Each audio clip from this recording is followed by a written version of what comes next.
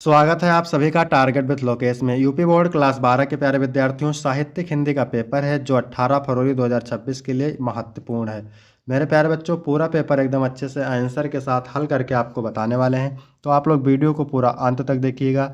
यह एक viral paper है, सेम ऐसा ही पेपर आपके बोर्ड एग्जाम 2026 में पूछा जाएगा।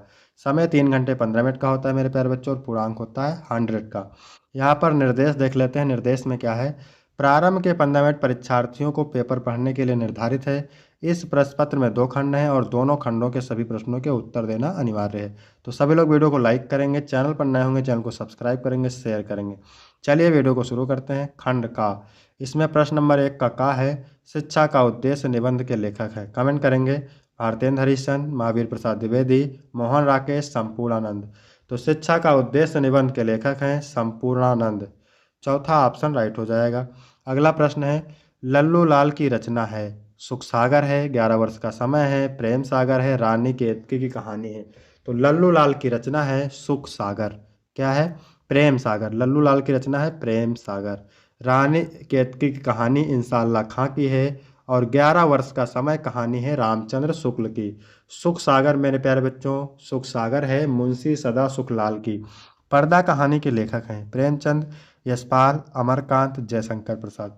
तो पर्दा कहानी के लेखक हैं यशपाल। अगर पूछ ले पर्दा किस विधा की रचना है, तो आपको बताना है कहानी विधा की रचना है। इसके बाद प्रश्न नंबर 1 का घा है, बाल कृष्ण भट्ट संपादक थे। इंदुमती के, लहर के, हिंदी प्रदीप के, साहित्य सहचर के। तो बाल कृष्ण भट्ट संपादक थे किसके? हिंदी प्रदीप पत्रिका के। लहर जयशंकर प्रसाद की रचना है और साहित्य सहचर हजारी प्रसाद द्विवेदी की रचना है। इंदुमती हिंदी की प्रथम कहानी है और इंदुमती के लेखक हैं किशोरी लाल गोस्वामी। प्रश्न नंबर 1 का अंगा है, वासुदेव शरण अग्रवाल की रचना है। बाण भट्ट की आत्मकथा हजारी प्रसाद द्विवेदी की है। साहित्य और समाज रामधारी सिंह दिनकर की है। शेखर एक जीवनी सच्चिदानंद हीरानंद वात्सेन अज्ञेय की है। तो मेरे प्यारे बच्चों, वागधारा जो है वासुदेव शरण अग्रवाल की है। इसके बाद प्रश्न नंबर 2 का है, कामायनी किस युग की रचना है? द्विवेदी युग की है, छायावादी युग की है, भारतेंद्र युग की है, प्रगतिवाद युग की है। तो कामायनी मेरे प्यारे बच्चों छायावाद युग की रचना है। दूसरा ऑप्शन राइट हो जाएगा। प्रश्न नंबर 2 का खा है, द्विवेदी युग की रचना नहीं है। तो प्रिय प्रवास द्विवेदी युग की रचना है। भारत भारती भी द्विवेदी युग की रचना है। साकेत भी द्विवेदी युग की रचना है। छाया मेरे प्यारे बच्चों, ये छायावाद युग की रचना है। तो यही राइट आंसर हो जाएगा। छायावाद जयशंकर प्रसाद की रचना है। साकेत महाकाव्य मैथिली शरण गुप्त का है। प्रिय प्रवास महाकाव्य अयोध्या सिंह उपाध्याय हरिओत का है। और भारत भारती मैथिली शरण गुप्त का है। इसके बाद प्रश्न नंबर 2 का गा है, तार सप्तक का प्रकाशन वर्ष 1954, 1943, 1938, 1936। तो तार सप्तक का प्रकाशन वर्ष 1943 है। यदि पूछ ले दूसरा तार सप्तक तो बताना है 1951। तीसरा पूछ ले तो 1959। चौथा पूछ ले तो 1979। और तार सप्तक के संपादक कौन है? अज्ञेय। इसके बाद प्रश्न नंबर 2 का घा है, हिंदी का प्रथम महाकाव्य माना जाता है पद्मावत को, रामचरितमानस को, कामायनी को, पृथ्वीराज रासो को। तो हिंदी का प्रथम महाकाव्य माना जाता है पृथ्वीराज रासो को। और हिंदी के प्रथम महाकवि चंदबरदाई। कामायनी महाकाव्य जयशंकर प्रसाद का है। पद्मावत महाकाव्य मलिक मोहम्मद जायसी का है। और रामचरित किसका है? गोस्वामी तुलसीदास का। अगला है, सूर्यकांत त्रिपाठी निराला की रचना है। परख, चित्राधार, अनामिका, स्वर्णधूल। अनामिका सूर्यकांत त्रिपाठी निराला की रचना है। परख जैनेन्द्र कुमार की रचना है। स्वर्णधूल सुमित्रानंदन पंत की है। और चित्राधार चित्राधार जयशंकर प्रसाद की है। इसके बाद मेरे प्यारे बच्चों प्रश्न नंबर 3 है, दिए गए गद्यांश पर आधारित निम्नलिखित प्रश्नों के उत्तर दीजिए। ये 10 अंक का होता है, ठीक है, मोस्ट इंपॉर्टेंट है। तो मातृभूमि पर निवास करने वाले मनुष्य राष्ट्र का दूसरा अंग है। पृथ्वी हो और मनुष्य ना हो तो राष्ट्र की कल्पना असंभव है। पृथ्वी और जन दोनों के सम्मिलन से ही राष्ट्र का स्वरूप संपादित होता है। जन के कारण ही पृथ्वी मातृभूमि की संज्ञा प्राप्त करती है। पृथ्वी माता है और जन सच्चे अर्थों में पृथ्वी का पुत्र है। तो जहाँ पर जन शब्द दिख जाए, ठीक है, भूमि शब्द दिख जाए, माता शब्द दिख जाए, राष्ट्र शब्द दिख जाए, जन शब्द दिख जाए, तो आप समझ जाइए कि ये राष्ट्र का स्वरूप चैप्टर से लिया गया है। तो पहला क्वेश्चन है, दिए गए गद्यांश का शीर्षक एवं लेखक का नाम। तो पाठ का शीर्षक है राष्ट्र का स्वरूप। पाठ के लेखक है वासुदेव शरण अग्रवाल। राष्ट्र की कल्पना कब असंभव है? तो पृथ्वी हो और मनुष्य ना हो तो राष्ट्र की कल्पना असंभव है। उत्तर आपको आसानी से मिल जाएगा। पृथ्वी और जन दोनों मिलकर क्या करते हैं? तो पृथ्वी और जन दोनों मिलकर राष्ट्र का निर्माण करते हैं। पृथ्वी कब मातृभूमि की संज्ञा प्राप्त करती है? तो पृथ्वी मातृभूमि की संज्ञा जन यानी मनुष्य के कारण प्राप्त करती है। इसके बाद है रेखांकित अंश की व्याख्या। तो व्याख्या मेरे प्यारे बच्चों किसकी करना है? जिसकी रेखा खींची हुई है। पृथ्वी माता है और जन सच्चे अर्थों में पृथ्वी का पुत्र है। तो चलिए देख लेते हैं इसकी व्याख्या। जिस प्रकार माता हमें जन्म देती है, पालन पोषण करती है, हमें प्यार करती है, उसी प्रकार पृथ्वी हमें अन्न देती है। इसके धूल में हम खेल कर बड़े होते हैं, इसके हवा में हम सांस लेते हैं। पृथ्वी एक माता के ही समान हमारा पालन पोषण करती है, अतः पृथ्वी एक माता के समान है और मनुष्य सच्चे अर्थों में पृथ्वी का पुत्र है। फिर यहाँ पे अथवा करके दिया है, भी मोस्ट इम्पॉर्टेंट है। अशोक का फूल उसी मस्ती में हंस रहा है, पुराने चित्त से इसे देखने वाला उदास होता है। वह अपने को पंडित समझता है, पंडिताई भी एक बोझ है, जितनी ही भारी होती है उतनी ही तेजी से डुबोती है। जब वह जीवन का अंग बन जाती है तो सहज हो जाती है, तो वह बोझ नहीं रहती। वह उस अवस्था में उदास भी नहीं करती। कहाँ अशोक का कुछ नहीं बिगड़ा है, कितनी मस्ती में झूम रहा है। कालिदास इसका रस ले सके थे अपने ढंग से, मैं भी ले सकता हूँ अपने ढंग से। उदास होना बेकार है। तो पहला क्वेश्चन है, उपयुक्त गद्यांश के पाठ और लेखक का नाम लिखिए। पाठ का नाम अशोक के फूल और हजारी प्रसाद द्विवेदी लेखक हैं। अशोक को देखकर कौन उदास होता है? तो अशोक को पुराने चित्त से देखने वाला उदास होता है। इसके बाद अगला प्रश्न है, उपयुक्त गद्यांश के माध्यम से लेखक विद्वता के बारे में जन सामान्य को क्या संदेश देना चाहते हैं? तो उपयुक्त गद्यांश के माध्यम से लेखक संदेश देना चाहता है कि विद्वता को सहज और जीवन का अंग होना चाहिए, जिससे वह व्यक्ति को उत्थान की ओर प्रेरित करेगी। इसके बाद अगला प्रश्न है, प्रस्तुत गद्यांश का आशय स्पष्ट कीजिए। प्रस्तुत गद्यांश का आशय यह है कि व्यक्ति को अपने उत्थान से उत्साहित और पतन से निरुत्साहित नहीं होना चाहिए, प्रत्येक स्थिति में समभाव से रहना चाहिए। फिर है रेखांकित अंश की व्याख्या। तो व्याख्या किसके करना है? जिसकी रेखा खींची हुई है। पंडिताई एक बोझ है, जितनी ही भारी होती है उतनी ही तेजी से डुबोती है। तो चलिए देख लेते हैं इसकी व्याख्या। पंडित अर्थात विद्वता भी एक भार है, यह जितनी भारी होती है उतनी तेजी से मनुष्य को डुबोती है। विद्वता अहंकार को उत्पन्न करती है और अहंकार मनुष्य के विनाश का कारण होता है। जो जितना बड़ा विद्वान होता है वह उतना ही बड़ा अहंकारी भी होता है। रावण का उदाहरण हमारे समक्ष है। उस जैसा विद्वान धरती पर शायद ही पैदा हुआ हो, लेकिन उसके अहंकार ने उसका सर्वनाश कर दिया। इसके बाद 4 नंबर प्रश्न है, दिए गए पद्यांश पर आधारित निम्नलिखित प्रश्नों के उत्तर दीजिए। ये भी 10 अंक का है मेरे प्यारे बच्चों। चलिए इसका अर्थ देख लेते हैं। मेरे प्यारे नव जलस से कंज से नेत्र वाले, जाके आए ना मधुबन से ओ ना भेजा संदेशा।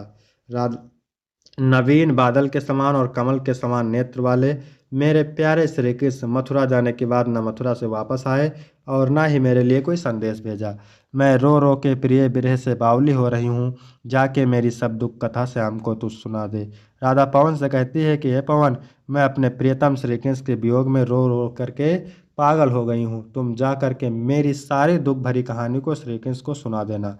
ठीक है। ज्यों ही मेरा भवन तज तू अल्प आगे बढ़ेगी, शोभा वाली सुखद कितनी मंज कुंजे मिलेंगी। राधा कहती है कि जैसे ही तुम मेरा भवन छोड़कर थोड़ा सा आगे जाओगी तो सुख प्रदान करने वाली सुंदर सुंदर लताएं मिलेंगी, वहाँ की प्यारी छाया होगी, पक्षियों के चहचहाने की मधुर स्वर होगी, वह तुझे मोह लेंगी। फिर भी तुम मेरे दुख को ध्यान में रखना और वहाँ जाकर के विश्राम ना करना। ठीक है। पहला क्वेश्चन है, उपयुक्त पद्यांश के शीर्षक और कवि का नाम। तो पवन दूतिका है पाठ का नाम और कवि का नाम है अयोध्या सिंह उपाध्याय हरिओद। पवन दूतिका द्वारा किसने किसको संदेश भेजा है? तो पवन दूतिका ने श्री कृष्ण को संदेश, पवन दूतिका द्वारा, तो पवन दूतिका द्वारा राधा ने श्री कृष्ण को संदेश भेजा है। फिर है रेखांकित अंश की व्याख्या। तो व्याख्या मैंने आपको बता ही दिया है पूरी। इसके बाद प्रस्तुत पद्यांश में श्री कृष्ण के सौंदर्य का किस प्रकार वर्णन किया गया है? तो राधा के अनुसार कृष्ण के नयन नवीन बादलों के समान पनीले और मनोहारी हैं। राधा का प्रेम उनके प्यारे प्राण प्रिय कृष्ण के विरह में व्याकुल है। मधुबन जाकर किसने कोई संदेश नहीं भेजा? तो मधुबन जाकर श्री कृष्ण ने कोई संदेश नहीं भेजा। इसके बाद अथवा करके दिया है, भी मोस्ट इम्पॉर्टेंट है। यानी गोपियाँ उद्धव से कहती हैं कि हे उद्धव, आप श्री कृष्ण के दूत बनकर आए हो या फिर ब्रह्म के दूत बनकर आए हो? आपने तो मुझ ब्रजबालाओं की बुद्धि को पलटने का ठेका ले लिया है। रत्नाकर जी कहते हैं, फिर गोपियाँ कहती हैं कि आप प्रेम की रीति को नहीं जानते हो। आप अनाड़ियों की तरह व्यवहार कर रहे हो। आपने जो कहा हमने मान लिया कि श्री कृष्ण और ब्रह्म एक ही है, फिर भी हमें श्री कृष्ण से अन्यत्र भावना अच्छी नहीं लगती है। ठीक है। फिर कहते हैं फिर गोपियाँ कहती हैं कि यदि समुद्र में जल की एक बूंद मिला दिया जाए तो समुद्र का कुछ बनता बिगड़ता नहीं है, लेकिन उस बेचारी बूंद का अस्तित्व ही समाप्त हो जाता है। तो पहला क्वेश्चन है, प्रस्तुत पद्यांश के पाठ और कवि का नाम। पाठ का नाम उद्धव प्रसंग, कवि का नाम जगन्नाथ दास रत्नाकर। इसके बाद दूसरा है, गोपियों ने किसे और क्यों अनारी कहा है। तो गोपियों ने कान्हा को अनारी कहा है क्योंकि वह उनकी प्रेम भावना और निस्वार्थ प्रेम को नहीं समझ पाई। गोपियों का मानना था कि कान्हा ने उन्हें धोखा दिया है, इसलिए वे उन्हें अनाड़ी मानती हैं। इसके बाद अनीति और भाव शब्दों के अर्थ लिखिए। तो अनीत का अर्थ है अन्याय या गलत तरीके से, भावत का अर्थ है प्रेम करना या मानना। इसके बाद अगला प्रश्न है, कान दूत केंदो ब्रह्मदूत है पधारे आप। इसमें अनुप्रास अलंकार है। दूत और पधारे शब्द का समान ध्वनि का प्रयोग किया गया है। फिर है रेखांकित अंश की व्याख्या। तो व्याख्या मैंने आपको पूरी बता दिया है। इसके बाद है 5 का नंबर, निम्नलिखित में से किसी एक लेखक का साहित्यिक परिचय देते हुए उनकी कृतियों का उल्लेख कीजिए। 80 शब्द में देना है और 5 अंक का है मेरे प्यारे बच्चों। इसका वीडियो आपको ऑलरेडी चैनल पे पड़ा हुआ है, आप देख सकते हैं। मोस्ट इंपॉर्टेंट है वासुदेव शरण अग्रवाल, हजारी प्रसाद द्विवेदी और हरिशंकर प्रसाई। इसके बाद अगला प्रश्न है, कवि का साहित्यिक परिचय देते हुए उनकी प्रमुख कृतियों का उल्लेख कीजिए। तो ये भी मोस्ट इंपॉर्टेंट है मेरे प्यारे बच्चों, ये इनका भी वीडियो ऑलरेडी चैनल पे अपलोड है। इसके बाद है 6 नंबर, पंचलाय अथवा लाठी कहानी का सारांश। तो इसका भी वीडियो ऑलरेडी चैनल पे अपलोड है। ध्रुव यात्रा अथवा लाठी कहानी का उद्देश्य, इसका भी चैनल पे अपलोड है और मोस्ट इंपॉर्टेंट है, इसको आप जरूर तैयार करेंगे। फिर 7 नंबर है, स्वपठित खंड काव्य के आधार पर किसी एक खंड के एक प्रश्न का उत्तर दीजिए। तो ये अलग अलग जिले के लिए अलग अलग खंड काव्य है, तो इसको आप तैयार करेंगे। इसके बाद मेरे प्यारे बच्चों प्रश्न नंबर खंड खा है, प्रश्न नंबर 8 का। दिए गए संस्कृत गद्यांशों में से किसी एक का संदर्भ सहित हिंदी में अनुवाद कीजिए। 7 अंक का होता है, 2 अंक संदर्भ के लिए, 5 अनुवाद के लिए। चलिए देखते हैं इसका अर्थ। संस्कृत साहित्य आदि कवि वाल्मीकि, महर्षि व्यास, कवि कुलगुरु कालिदास, अन्य चाभास भारवी, भवभूत आदि महाकविया, स्वकीय ग्रंथ रत्न अध्याप पाठ का नाम हृदय विराजनते। यानी संस्कृत साहित्य के आदि कवि वाल्मीकि, महर्षि व्यास, कवि कुलगुरु कालिदास और अन्य भास भारवी भवभूत आदि महाकवि अपने ग्रंथ से आज भी पाठकों के हृदय में विराजमान है। यह भाषा हमारी माता के समान सम्माननीय और वंदनीय है, क्योंकि भारत माता की स्वतंत्रता, गौरव, अखंडता, संस्कृत की एकता संस्कृत से सुरक्षित रखी जा सकती है। यह संस्कृत भाषा सभी भाषाओं में प्राचीन और श्रेष्ठ है, इसलिए ठीक ही कहा गया है, भाषाओं में मुख्य मधुर और दिव्य अलौकिक संस्कृत भाषा है। ठीक है, इसका संदर्भ देख सकते हैं, क्योंकि संदर्भ लिखेंगे तभी आपको पूरा अंक मिलेगा। प्रस्तुत गद्यांश हमारी पाठ्यपुस्तक संस्कृत के संस्कृत भाषा में महत्तम नामक पाठ से अवतरित है। फिर यहाँ अथवा करके दिया है, इसको भी देखते हैं। तदा कदाचित द्वारपाल आगत्य महाराजम भोज।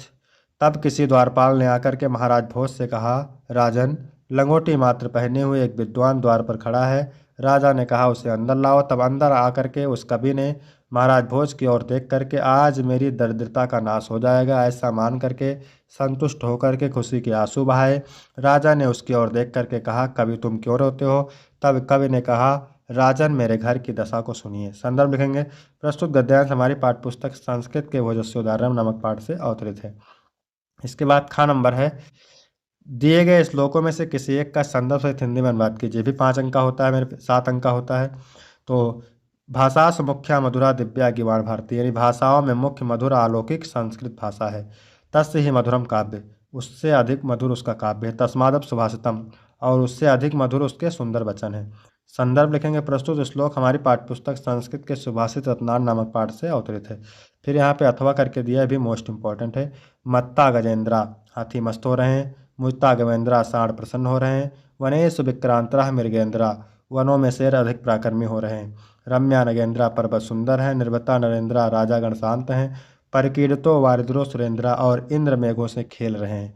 इसके बाद क्या है मेरे प्यारे बच्चों, इसके बाद 9 नंबर प्रश्न है, निम्नलिखित में से किन्हीं 2 प्रश्नों के उत्तर देना है। 2 अंक, 4 अंक मिलेंगे, 2 नंबर। इसके बाद 10 का खा और गा है मेरे प्यारे बच्चों। श्रृंगार रस अथवा विभत्स रस, यमक अथवा उपमालंकार, दोहा अथवा कुंडलीय छंद। तो इनको आप तैयार करेंगे, नहीं तो इसका भी वीडियो चैनल में प्लेलिस्ट में पड़ा हुआ है, आप देख सकते हैं। फिर 11 नंबर है, निम्नलिखित में से किसी एक विषय पर निबंध लिखिए। स्वच्छता अभियान, जन जन का कल्याण, पर्यावरण प्रदूषण और निराकरण के उपाय, बढ़ती जनसंख्या तथा रोजगार की समस्या, जीवन में सदाचार का महत्व, मेरे प्रिय कवि। तो इसका भी वीडियो ऑलरेडी चैनल पे अपलोड है, तो आप वहाँ पे जा करके देख सकते हैं। इसके बाद 12 का पहला है नयनम का संधि विच्छेद, तो ने प्लस अनम होता है। इसके बाद है कलाव्यूह का संधि विच्छेद, तो कलो प्लस यू होता है। इसके बाद है वृद्धा का संधि विच्छेद, तो होता है वृद्ध प्लस धा। क्या होता है? वृद्ध प्लस धा। इसके बाद है निम्नलिखित में से किसी एक पद का विग्रह करके समास का नाम लिखिए। तो अनुरूपम में अव्ययीभाव समास है, महात्मा में कर्मधारय समास है, प्रतिमाना में भी अव्ययीभाव समास है। इसके बाद 30 नंबर है बैंक में खाता खोलने के लिए बैंक प्रबंधक को प्रार्थना पत्र लिखिए, अथवा अपने गली मोहल्ले की नालियों की समुचित सफाई के लिए नगर निगम के स्वास्थ्य अधिकारी को पत्र लिखिए। तो इसमें से एक करना है, और दोनों मोस्ट इंपॉर्टेंट है मेरे प्यारे बच्चों, हमेशा बोर्ड एग्जाम में पूछे जाते हैं। इसके बाद 14 का पहला है निम्नलिखित में से किसी एक शब्द के धातु एवं प्रत्ययों का योग स्पष्ट कीजिए। तो गुरुत्व में गुरु शब्द है तो प्रत्यय है, कटुता में कट शब्द है तल प्रत्यय है, बुद्धिमान में बुद्धि शब्द है मतु प्रत्यय है। इसके बाद दूसरा है निम्नलिखित में से किसी एक शब्द का प्रत्यय लिखिए। तो गुरुत्व में गुरु शब्द है तो प्रत्यय है, बलवती में बल शब्द है मतु प्रत्यय है, बुद्धिमती में क्या है? बुद्धि शब्द है मतु प्रत्यय है।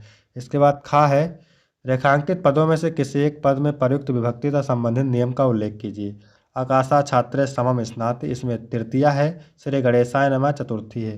तो वीडियो कैसा लगा? वीडियो अच्छा लगा हो तो वीडियो को लाइक करेंगे, चैनल को सब्सक्राइब करेंगे। फिर मिलते हैं आपको अगली वीडियो में, तब तक के लिए जय हिंद जय भारत।